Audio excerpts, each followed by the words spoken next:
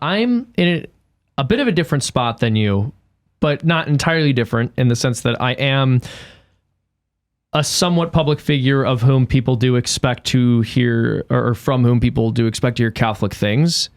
But it wasn't always that way, right? I mentioned earlier I started my career as basically a libertarian cartoonist and political commentator, and my values have changed.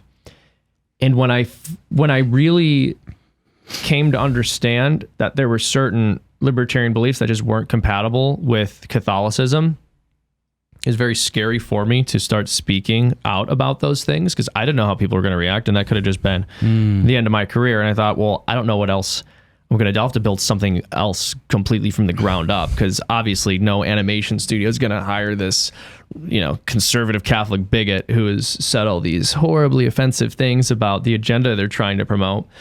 And the most straightforward, best advice I can give you, and I hope this doesn't sound trite because I really mean it, is just do not be afraid.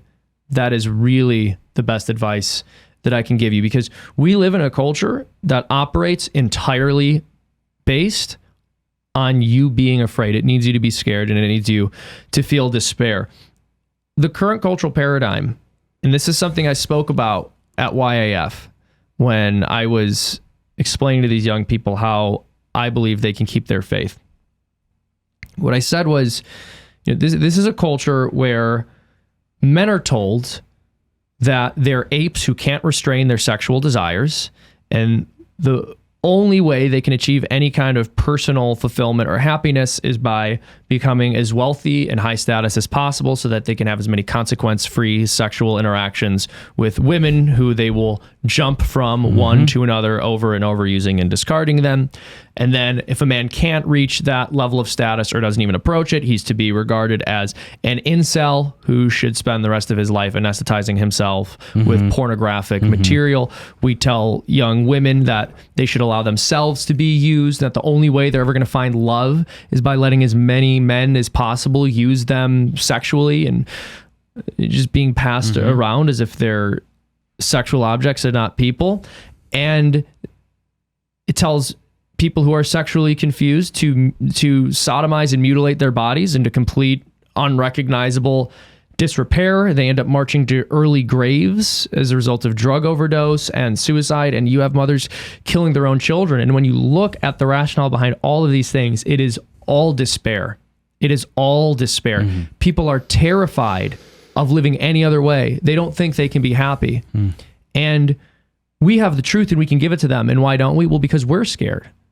And that's how this all keeps happening. That's why this cycle continues, because the culture has convinced you to be afraid. It's convinced them to be afraid. And we're able to look at the things that they're afraid of, and we see that that's ridiculous. How could you be afraid of calling out the farce that is the sexual revolution in your own life by not sleeping around? How could you be afraid of that? You'll be happier, you'll be more fulfilled, etc., etc. Fulfilled. We'll talk about all of the misunderstandings that people in our culture have and all of their irrational fears, but then we cling to our own irrational fears. Like, no, I can't tell people that. I can't tell people about the gospel. I can't tell people about Jesus Christ. I can't tell people about the Catholic Church. I can't tell people about the natural law, because then they'll hate me, and that'll ruin my life, and then I'll never be happy.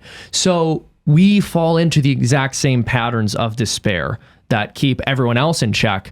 But because we have the right ideas, we think we're somehow above it. Did you see, to your point, Tucker Carlson's recent speech? I think it was a day or two before he was let go. It's brilliant. Maybe he plagiarized my YAF speech. It's excellent, but one of the things he says is, like, when you, and it's an obvious point, but sometimes obvious points need to be said when we're all idiots, that when you lie, you become weaker. But if you just say something true, anything, without embarrassment, you feel empowered. It's true. And the second you decide to tell the truth about something, you are filled with this, I don't want to get supernatural on you, but you are filled with this power from somewhere else. Try it. Tell the truth about something. You feel it every day. The more you tell the truth, the stronger you become. That's completely real. Hey, thanks for watching that clip. Would you like this beautiful, very high quality, definitely not made in China, not that there's anything wrong with that, Pints with Aquinas beer stein for free? sent to your door?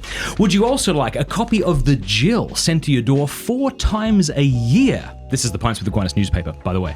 If you do, go to mattfradd.locals.com and become an annual supporter for any amount. We'll send you that stuff for free, and you get a bunch of other free things in return. You'll get more information by going over to mattfradd.locals.com. Thanks.